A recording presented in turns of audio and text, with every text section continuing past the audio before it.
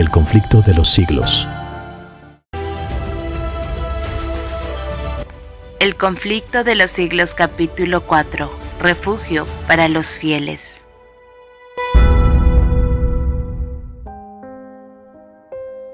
Satanás había incitado a los sacerdotes del Papa a que enterraran la palabra de verdad bajo los escombros del error, la herejía y la superstición, pero ella conservó de un modo maravilloso su pureza a través de todas las edades tenebrosas.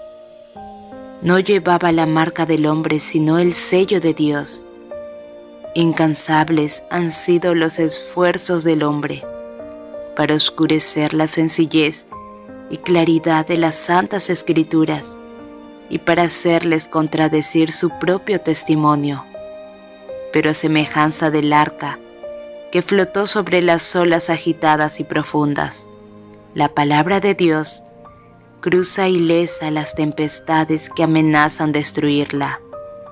Como las minas tienen ricas vetas de oro y plata ocultas bajo la superficie de la tierra, de manera que todo el que quiere hallar el precioso depósito debe forzosamente cavar para encontrarlo.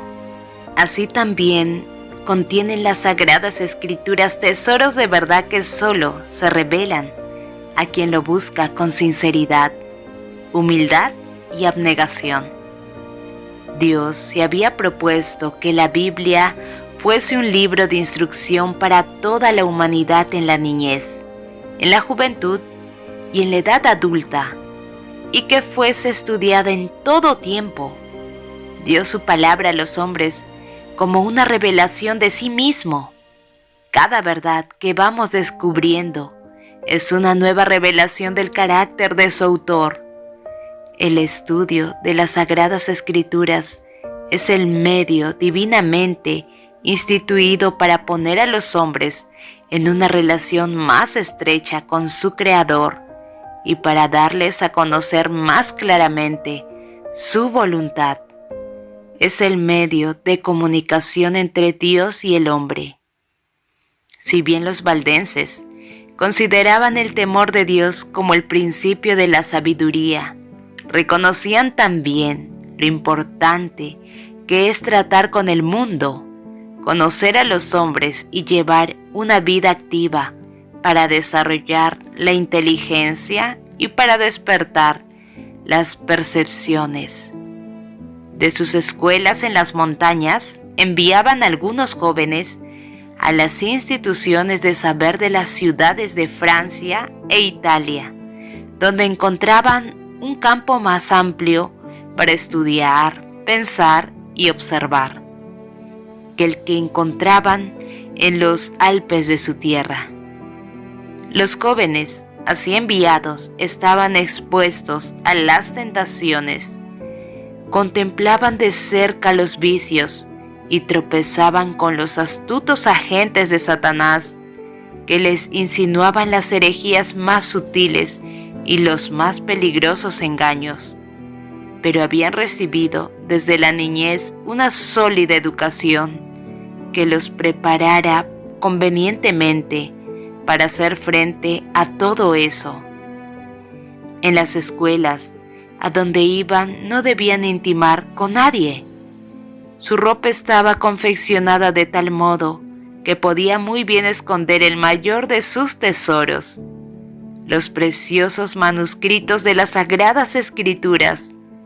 Estos, que eran el fruto de meses y años de trabajo, los llevaban consigo y siempre que podían hacerlo sin despertar sospecha, ponían cautelosamente alguna porción de la Biblia en las manos de aquellos cuyo corazón parecía dispuesto a recibir la verdad. La juventud valdense era educada con tal objeto desde el regazo de la madre. Comprendía su obra y la desempeñaba con fidelidad. En estas casas de estudio se ganaban conversos a la verdadera fe y con frecuencia se veía que sus principios compenetraban toda la escuela. Con todo, los dirigentes papales no podían encontrar ni aún realizando una minuciosa investigación, la fuente de lo que ellos llamaban herejía corruptora. El Espíritu de Cristo es un espíritu misionero. El primer impulso del corazón convertido es el de traer a otros también al Salvador. Tal era el espíritu de los cristianos valdenses. Entendían que Dios no requería de ellos tan solo que conservaran la verdad en su pureza en sus propias iglesias, sino que hicieran honor a la solemne responsabilidad de hacer que su luz iluminara a los que estaban en tinieblas. Con el gran poder de la palabra de Dios, procuraban destruir el yugo que Roma había impuesto. Los ministros valdenses eran educados como misioneros, y a todos los que pensaban dedicarse al ministerio se les exigía primero que adquiriesen experiencia como evangelistas. Todos debían servir 3 años en alguna tierra de misión antes de encargarse de alguna iglesia en la suya. Este servicio, que desde el principio requería abnegación y sacrificio, era una preparación adecuada para la vida que los pastores llevaban en aquellos tiempos de prueba. Los jóvenes que eran ordenados para el sagrado ministerio no veían en perspectiva ni riquezas ni gloria terrenales, sino una vida de trabajo y peligro y quizás el martirio. Los misioneros salían de 2 en 2 como Jesús se los mandara a sus discípulos. Casi siempre se asociaba un joven con un hombre de edad madura y de experiencia, que les servía de guía y de compañero y que se hacía responsable de su educación. Se exigía del joven que fuera sumiso a la enseñanza. No andaban siempre juntos, pero con frecuencia se reunían para orar y conferenciar, y de este modo se fortalecían uno a otro en la fe. Dar a conocer el objeto de su misión hubiera bastado para asegurar su fracaso. Así que ocultaban cuidadosamente su verdadero carácter. Cada ministro sabía algún oficio o profesión, y los misioneros llevaban a cabo su trabajo ocultándose bajo las apariencias de una vocación secular. Generalmente escogían el oficio de comerciantes o buhoneros. Traficaban en sedas, joyas y en otros artículos que en aquellos tiempos no era fácil conseguir, a no ser en distantes emporios, y se les daba la bienvenida como comerciantes, allí donde se les habría despreciado como misioneros. Constantemente elevaban su corazón a Dios, pidiéndole sabiduría para poder mostrar a las gentes un tesoro más precioso que el oro y que las joyas que vendían. Llevaban siempre escondidos ejemplares de la Biblia entera o porciones de ellas, y siempre que se presentaba la oportunidad llamaban la atención de sus clientes a dichos manuscritos. Con frecuencia despertaban así el interés por la lectura de la palabra de Dios, y con gusto dejaban algunas porciones de ella a los que deseaban tenerlas.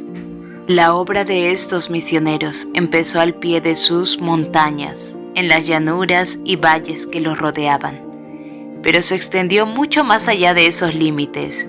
Sin zapatos y con ropa tosca y desgarrada por las asperezas del camino, como la de su maestro, atravesaban por grandes ciudades y se internaban en lejanas tierras.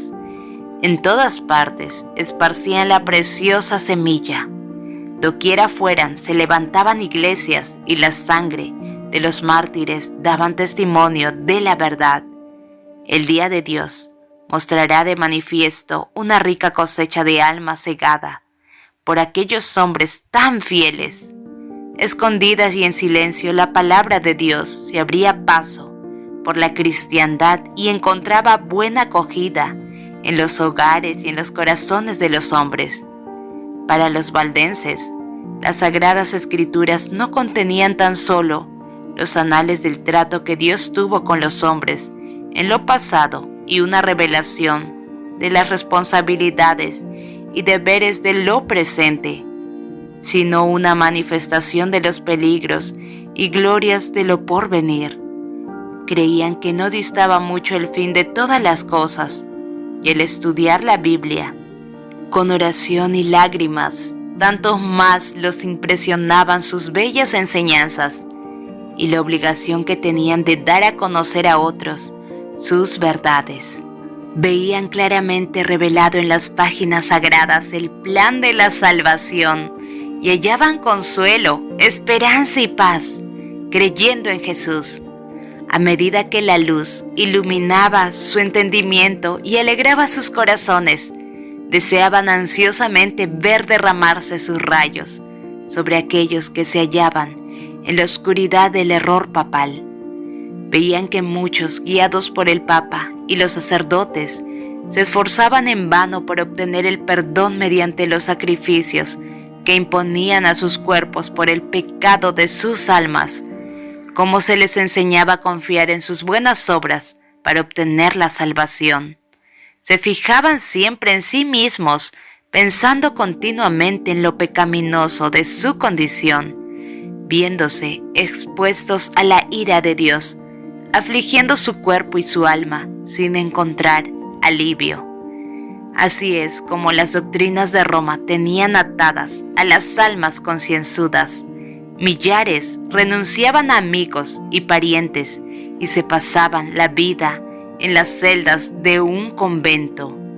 Trataban en vano de hallar paz para sus conciencias con repetidos ayunos y crueles azotes y vigilias, postrados por largas horas sobre las losas frías y húmedas de sus oscuras habitaciones, con largas peregrinaciones, con sacrificios humillantes y con horribles torturas, agobiados por el sentido del pecado y perseguidos por el temor de la ira vengadora de Dios.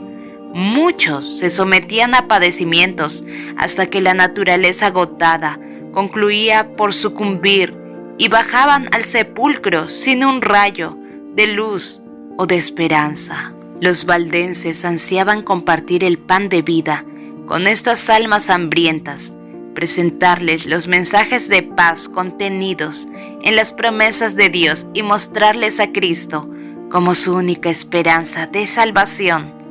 Tenían por falsa la doctrina de que las buenas obras pueden expiar la transgresión de la ley de Dios.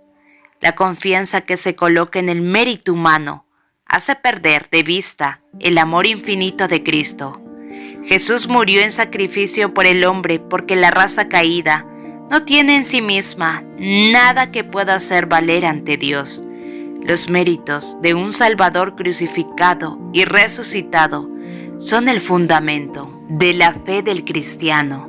El alma depende totalmente de Cristo y su unión con Él debe ser tan estrecha como la de un miembro con el cuerpo o como la de una rama con la vid.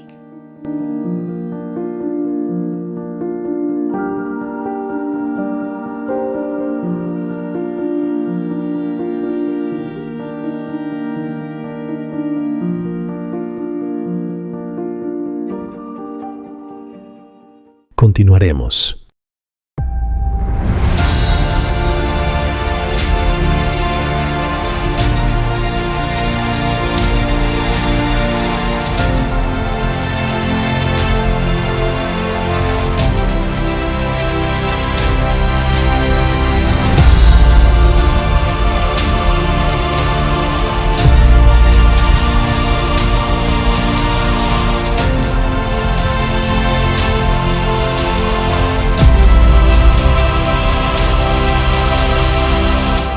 El conflicto de los siglos.